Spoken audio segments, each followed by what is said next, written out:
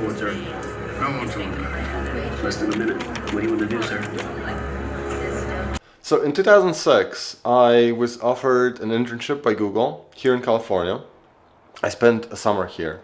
And in 2007, I started working for Google full-time in Switzerland.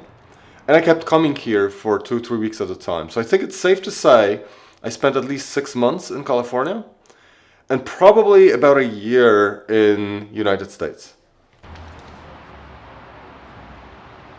No, that's the ice cream sandwich. That's the ice cream sandwich. That's the ice cream sandwich. So California is known for a few things. Hollywood, that's further south. Gold rush, that was a little bit up north when people thought they would become rich just by digging gold. They did not become rich. Most of them went home empty-handed. But the money came to California, nevertheless, with Silicon Valley, where I am right now.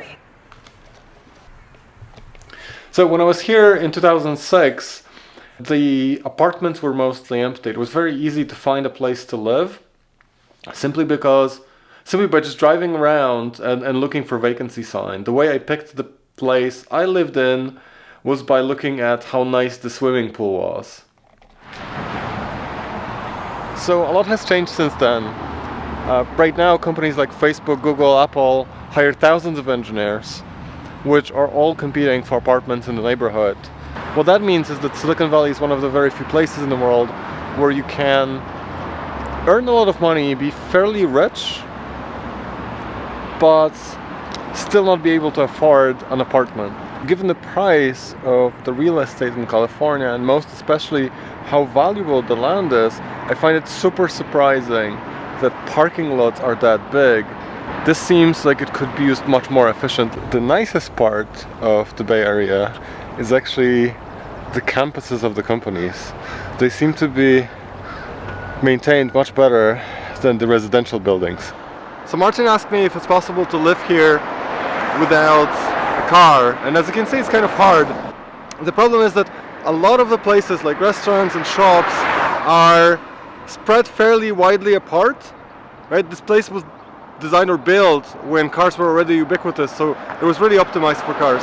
This is El Camino. This is one of the main streets in California that goes from San Jose down there all the way to San Francisco on the other side. And all of the restaurants, or many of the restaurants and many of the shops are alongside this street.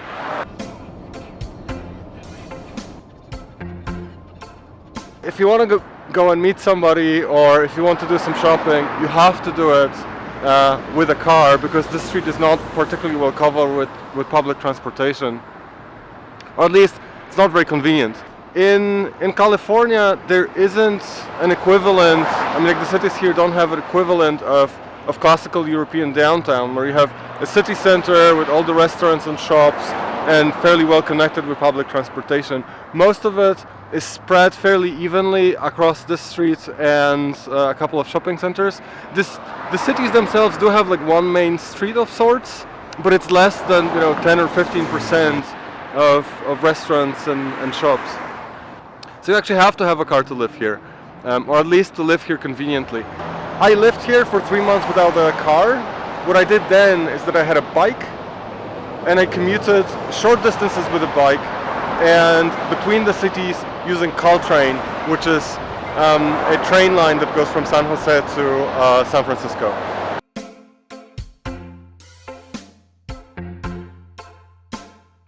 I think it's also worth saying that it's a bit of a myth that weather in California is always great. I'm wearing now my winter jacket over t-shirt, but still it's a winter jacket, and you can clearly see it's kind of cold here in January.